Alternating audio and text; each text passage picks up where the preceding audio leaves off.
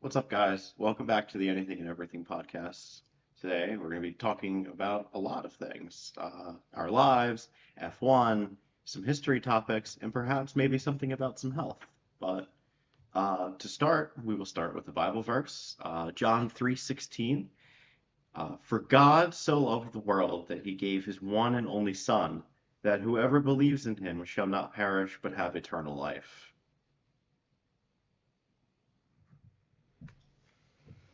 So, how are you guys doing on your New Year's resolutions? Because I know on the last podcast you said that you wanted to lose 20 pounds. How are you doing I toward mean, your there? it wasn't only just I wanted to lose weight, I also wanted to read more. The reading more I've been doing. What you been reading? I've been reading some. Right now, I'm reading the what's it called? Um, it is the Webster Hain debate by Chris Childers. I'm reading it for my American context class. What does he have to? What is he like debating, or what is it about? We're not into Daniel Webster's debate itself. We're in like the precursor to Daniel Webster's debate. So at the moment, we're talking about the crisis of 1819, Oh, okay. where there was like one of America's first financial crises.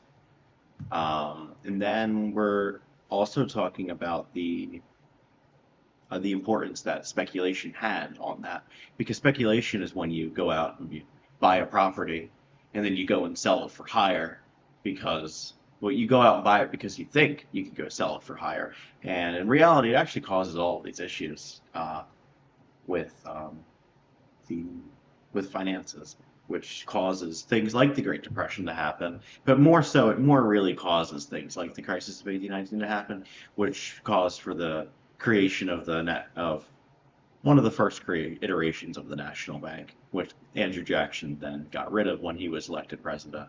Oh, fair. How are you doing, Willie? I'm doing pretty well. I'm still doing. I've been pretty bad about the keto diet, but I've gotten better at it. But overall, I've lost 5 pounds in the past week, and it's not water weight because I've been drinking a lot of water, as you can see right here. But then also I've been watching a lot of the Diary of the CEO podcast, and it's helped a lot. It's helped out my life a lot and getting better. I listened to a bit of that podcast. I like that podcast. Yeah, I love Steven. Yeah. Hmm. How about you? So I've lost 5 pounds this past week too. I've also been going to the gym and doing cardio with keeping a diet too. But I've also been keeping a journal that has been helping me check off daily tasks so I actually get them done because I've been writing them down the night before, which helps me the next day because it actually shows what I need to get done and want to get done. Now we're gonna. Journaling is great, actually. Mhm. I used to journal a little bit when I was younger. I was thinking about getting back into it, honestly, because it really helps you think about what you've gone through the day. Helps you just get things out in the open, or at least Mhm. out in the open, out of your mind, so you can help reflect on it. Yeah, it's supposed to help with your physical and mental health a lot. How does it help with the physical? Because it helps with your mental health. It lets Yeah. you like focus on other things more Uh, clearly. So it lets you. oh, so you can work out harder. It, I You're guess using that less. I guess like supposedly, you could work out harder. Yeah. You're yeah, using less brain power. at what I'm reading here on uh, verywellhealth.com, it says for physical, it contributes to better sleep because journaling before bed may help you fall asleep faster. Specifically, writing about your worries or creating a to-do list, which may improve your health, your sleep experience. It also somehow strengthens immune functions. A few studies have linked writing and gratitude journaling with better immune function.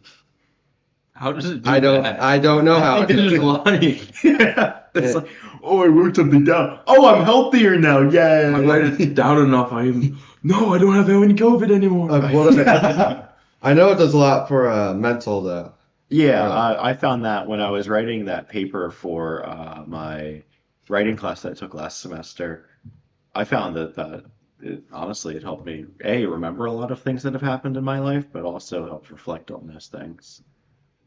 You guys, do you guys like having a schedule for the day or just winging it?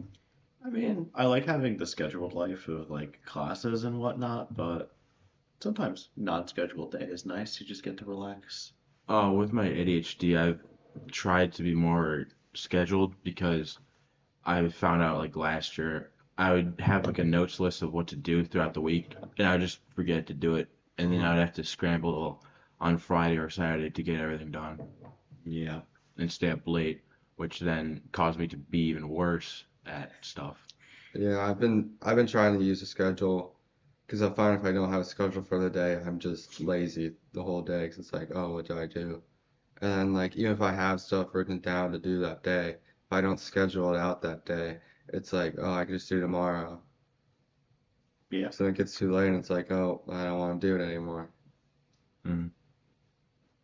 I mean, and with, I mean, a schedule, I mean, that's when you can start talking about like habitual things that you do and how you can fix anything habit-wise. Yeah.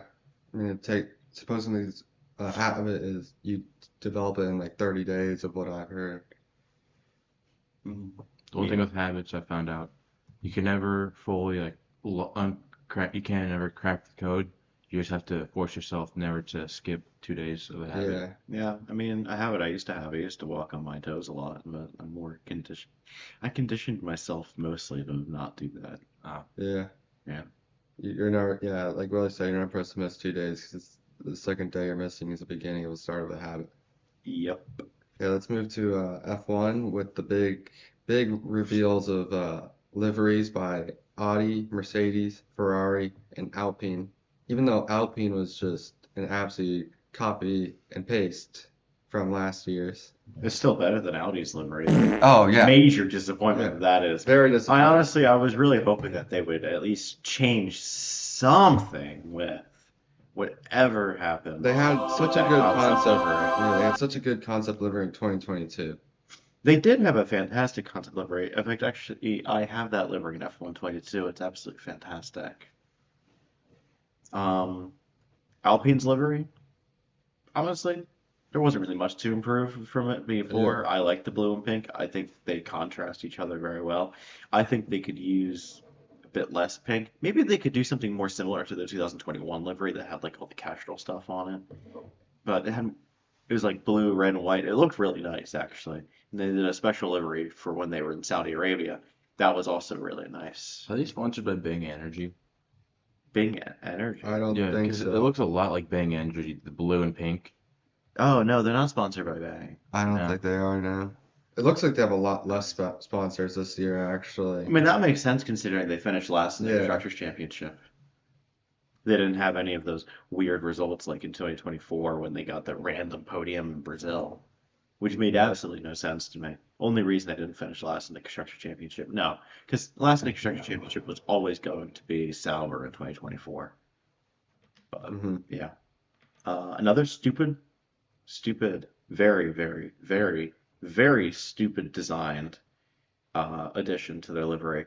Mercedes with the stupid Microsoft logo on the airbox. Why? I don't like it either. They should have kept it like silver like last year up Or they there. could have made it red again, like when Yeah. they were sponsored by Ineos, which they still are. So I don't know The- why they don't do it. This is a trash take, but I kind of like it. I love I the love I the like the livery. livery. I Like I like really how like that they incorporated the Adidas stripe into the livery. I just love how like black it is. Interesting. Yeah. And then they also try to make the Adidas Ultra Boost logo with like you know how Ultra Boost have the three like lines on the side of them. I mean, Yeah. Trying to make the I side of the mean, car like most look like an dudes Ultra just have Boost. three lines on the side of them. They do. Look at my shoes. Ah. I mean, I've only wore Ultra Boost, so yeah. Okay. And then my favorite livery so far is quintessentially, obviously, Ferrari. I think it's really pretty. I think they could have used a bit more white, and I think the halo could definitely be white. But Hmm. I mean, Yeah. it's still very I pretty. still think Red Bull is the best livery, but I just don't like how blue it they is. yeah. Objectively biased there. Same thing as you. What do you mean? I'm wearing Mercedes right now. Yeah, but you're a Ferrari fan. Yeah, I at least have other teams as backup. I personally just don't like how blue the Red Bull is. I like how that last year they were like a more darker I wish color. they went like the purpley blue that they had back in the late 2000s, Yeah, early 2010s. because right now I it's love like the blue. baby blue kind of. Right when they went to the previous livery design in 2016, honestly, I never really liked it because I don't really like matte paint in general itself. Hmm. A, it's terrible to maintain. You can't polish it if anything get a scratch in it because if you polish it, it just becomes polished. Hmm. So it's like it's really hard to maintain. Yeah. It's just like it's. But also it's an F1 team. They have the money to maintain it. I Or they know. can just repaint Well, it. I don't even think they paint it. I think it's wrapped. Yeah. I like the blue. Like, well, I know some cars are wrapped, but most cars are actually painted though. I'm honestly, I bet you Red Bull painted it, but who knows? Whatever's the lightest option, that's what they're doing. I mean, yeah, and hey, thankfully, Mercedes engine finally works. Yeah. Alpine got it working, Mercedes got it working, both doing tests at Silverstone, which I thought was interesting.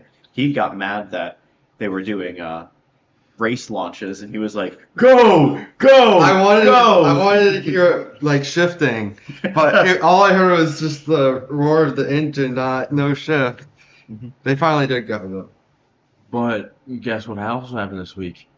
Hey, Ferrari already DNF'd without Ferrari a race. stopped on track because I'm trusting what they said because they stopped Leclerc in the same spot. I'm pretty sure. But that was just Not like- entirely sure, but I'm pretty sure they stopped Leclerc in the same spot because they wanted to maximize the amount of kilometerage they could do.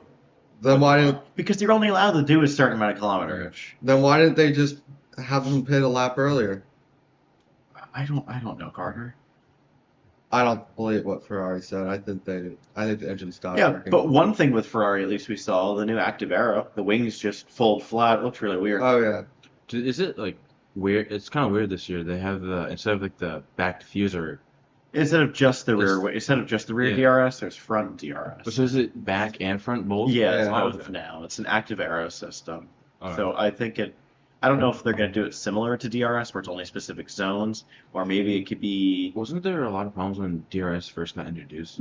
I don't remember actually. It was first introduced in 2011 to mitigate what happened after 2010 and the championship battle there, where Fernando Alonso honestly should have won the world championship, but he got stuck behind Vitaly Petrov, and Sebastian Vettel won.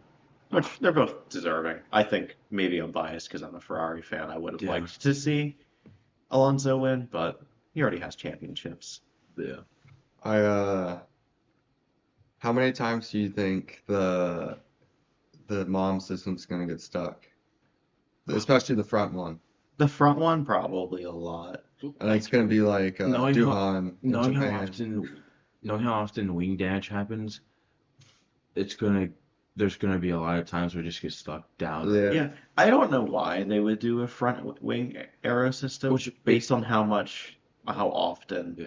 people crash into each other. I mean, it's also Yeah. like pretty stupid because before they had the system, all they could do is just go in the pits, quickly take out the spot, the wing, put a new wing in. But now they have to take off the wing, take off the wiring, or unplug the wiring. I think it's hydraulic, like because the DRS's wing was always hydraulic. But they're still not connected. I'm sure the Hydraulic hydraulics are like arms. quick connect. Because they'll have been designing that for years now. I mean, they announced these. I mean, teams have probably been working on at least. I mean, at least Audi has been working on these regulations since at least 2022 when they bought Sauber. When did the regulations come out? Like how long before? They announced what the regulations would look like sometime last year or the year before. I'm not exactly sure. Okay. Either late 2024 or sometime early 2025, they announced what these current regulations would look like. I don't know. And we have Lindblad, and now we have Oliver Behrman have spun out. I know Lindblad went to a wall. When did where- Behrman spin? I just saw the video this morning of Behrman spinning in the Haas. So Oh, okay. At least the Haas livery looks good. it looks absolutely phenomenal. Um, The new Drive to Survive season comes out. which I'm sure some people are excited Yeah. for. I mean, it really depends on what level of fan you are. If you're like a new gen fan, you definitely enjoy Drive to Survive. Yeah. I mean, that's how a lot of people got into F1 was Drive to Survive. But then you have to move beyond Drive to Survive because Drive to Survive only teaches you so much. I mean, you can only learn so much from Will Buxton saying, if you come first, if you qualify first, there's 19 other drivers behind you. That's just stupid. Well, Yeah. now there's 21 drivers. And now there's 21 drivers behind you, but still, Yeah. which is like we addressed last video. We said first time since 2016. There's more than 10 teams on the grid, which is exciting. And obviously, I think Cadillac won't do that well, but you're optimistic for Yeah. some reason. I think Cadillac's going to do well eventually. Yeah. Hmm. Who do you think is going to be fastest in testing? Normally, Not Ferrari. the team that enters like the middle of the field is always the best at testing.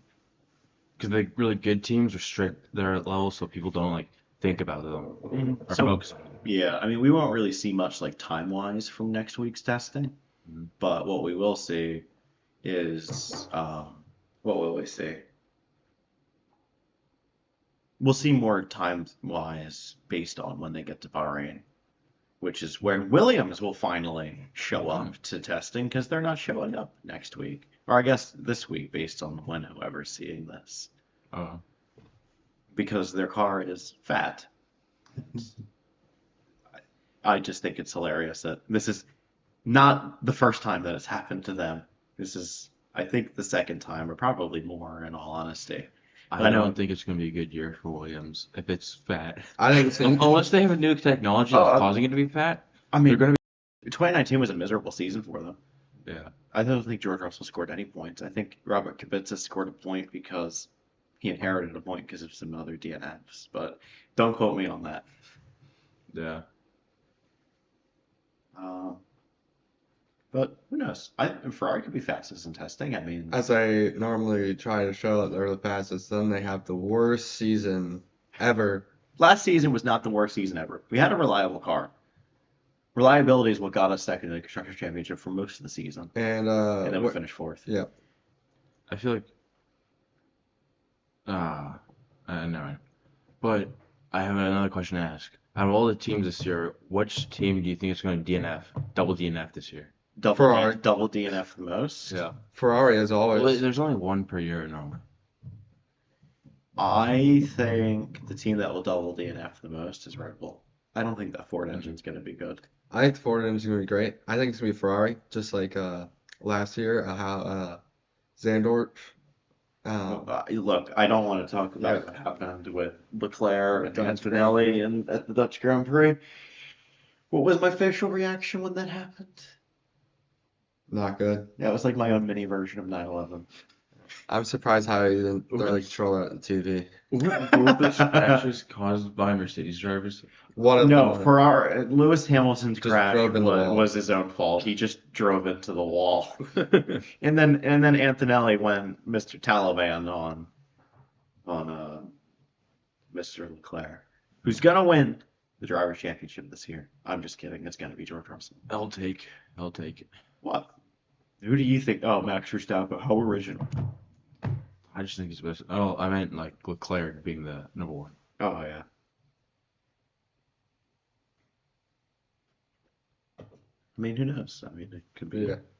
I think it'll be a really interesting season. I am super excited for it to start. Watch it be all the top teams be last and have like Cadillac and Audi at first. If Audi manages to score more than 100 points, I will be genuinely surprised.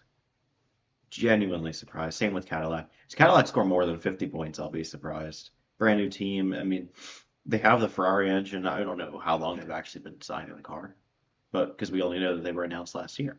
So have they only been working on the car for less than a year? Because if they have, it's going to be a miserable season. But also, if you think about it, American companies tend to operate the opposite way that European companies do. They tend to play business like poker. They don't tell people that they're about to do something until like last second.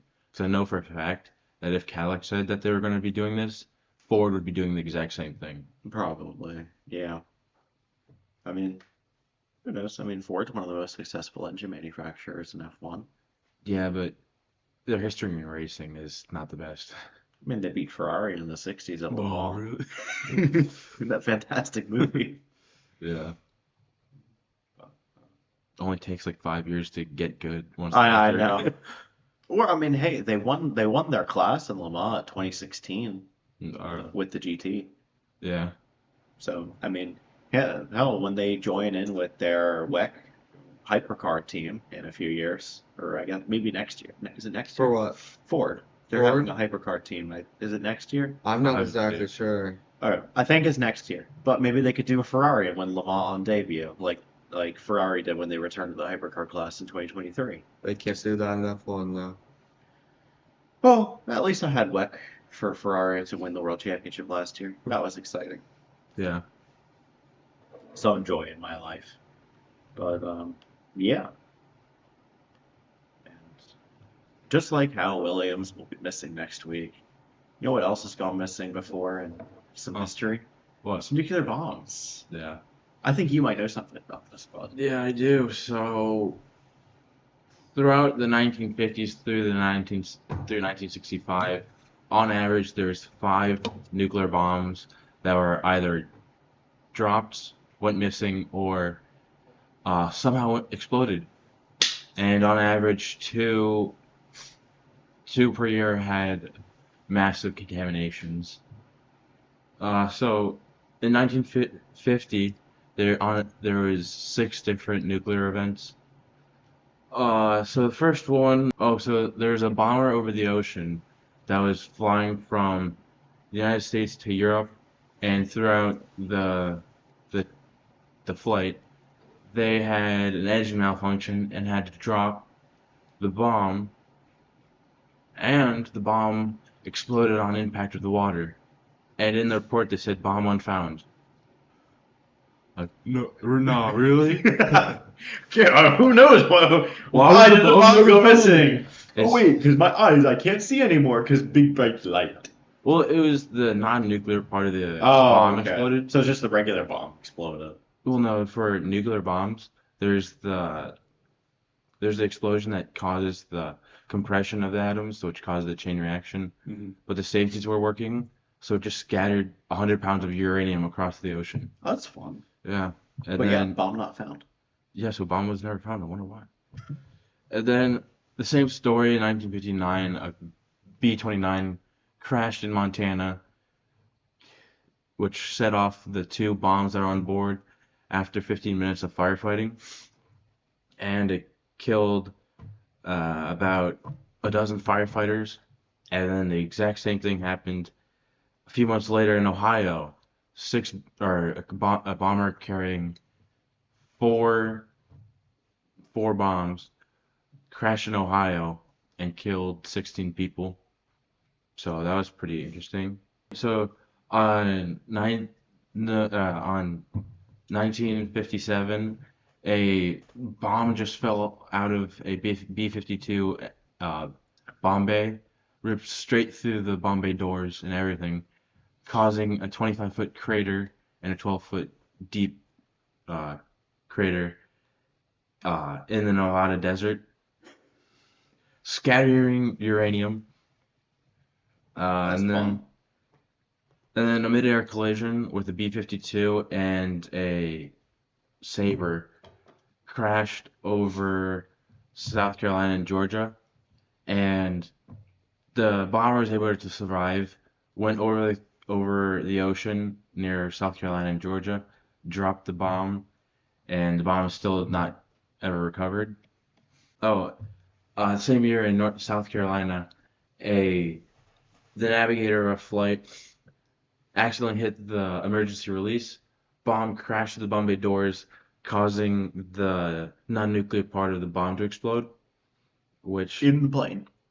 no, on the ground, which blew up multiple houses and injured like 6 people. And the government was like, "Oh yeah, I'll treat you guys good." Gave them $64,000. What an amazing amount of money. I mean, I Yeah, guess to then replace- that was a fantastic amount of money. to replace their houses, and this also cost. I mean, then a house costs $2 and a toothpick. So Yeah, that's true. And then there's a incident over North Carolina where a plane caught fire, had to emergency release a bomb or two bombs. One of them, this three out of the four safeties engaged, so the bomb almost blew up North Carolina, and the other one was expected to have the same problem, but that one hit or went into a swamp, and the bomb went so far deep that it was unrecoverable. So there's just a nuclear bomb somewhere in a swamp in North Carolina. With three safeties activated. Yeah, with three safeties What if that deactivated, last safety activated? we'll just be dead. Where in North Carolina was that? Doesn't say. All right, because of course it doesn't. Yeah, that's classified. Things you think that wouldn't be classified. And then ironically, the next day, a B-52 over California had malfunction on takeoff, went around to do an emergency landing. The plane crashed, caught fire, and luckily it didn't explode. However, the runway and the surrounding airport was contaminated with radiation. That's fun. And yeah, that's about it for the nuclear bombs hour. Actually, like, funny stories. All right. Oh, there's also a nuclear depth charge that just fell off the plane and they didn't realize it happened. That's so dumb. How do you not realize that all of this flown off of your plane? Yeah. It's like, oh, I can fly now. All of a sudden, I'm not weighed down by all of these heavy bombs. Yeah. And then also a side tangent that I found out about when I was researching this. Mm-hmm. In Myanmar, a dance instructor was recording a live stream, and she didn't know this at the time, but the military, a military convoy went past, going straight to the Capitol building, Mm-hmm. and she was filming the overthrow of Myanmar live on air during her just like workout session. So you just see her dancing in the frame, and in the background you just see like the military guys storming the Capitol. It's like all of a sudden she's just like she's working out. She's like this, and then behind No, her no. it's just She just keeps going. She doesn't notice anything. I know. So yeah, That's insane. Like, how do you not like realize or do any like? I mean, obviously you can't do anything as there's governments being overthrown, Yeah. but at least like stop working out and like get to actually filming it instead of just all right, and then we're gonna go down into downward position, the downward facing dog, and then we're gonna be happy little trees, yeah, and then what behind you is just somebody being shot in the face. yeah. Alrighty then. Do you want to talk about something? So now since we finished talking about all that nonsense that I just heard. What do you mean that's nonsense? We talked about fantastic things. Oh, it was great. Yes. Like what? That's absolutely fantastic information to know. I would love to know if there was a nuclear bomb in my state. I mean, granted, I didn't know that before I came to school here, but it's just like, well, maybe I want to know. Yeah. That'd be as stupid as dropping bombs in Spain and not doing anything about it. Oh Like- wait, they did that. Like I live near the University of Chicago, and I kind of wanted to know that they were the first places to have actual fission reaction. Jeez. Mhm. So there's a military base near my house that is restricted because radiation contamination. I mean, there are military bases. There's a military base near me. It's like an hour away. It's McGuire Air Force Base. But that's really it. Fair. I don't think there's one near me. I mean, you live in Dallas. I mean, I'm sure there's Yeah, there's some probably military some, yeah. installation Yeah. nearby. Predict the oil fields. There's oil fields in PA, as there used to be. I don't know if we drained it dry. But Are there still like pump jacks there? I don't know. You could actually. frack it. I don't live where they do it, but Okay. They're probably fracking. that's at more this where point. it's like flat. Because I live more in the mountainy area of PA. Because like when you get over the mountains, it's just kind of sad and flat. Yeah. Are there any mines near you? How far is that one town that's on fire? The town that's like has the mine on fire forever. Yeah, yeah. That's near you? It's like a good hour, 2 hours from me. Have you ever drove there? No, I've never been. There's an abandoned part of the Pennsylvania Turnpike by it though that like you can't drive on it anymore. Hmm. But people spray painted a whole bunch of stuff over it. That's a good place for illegal street racing. I guess, If but you, if you the get town's kind of off limits. uh, So, but I just don't know if it is entirely off limits. I don't know really know what you can do in that town, hmm, of which his name I can't remember right now. fun.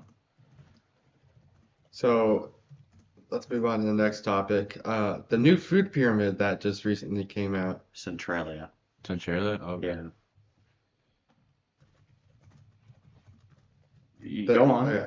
The new food pyramid that just came out, where they basically flipped it upside down.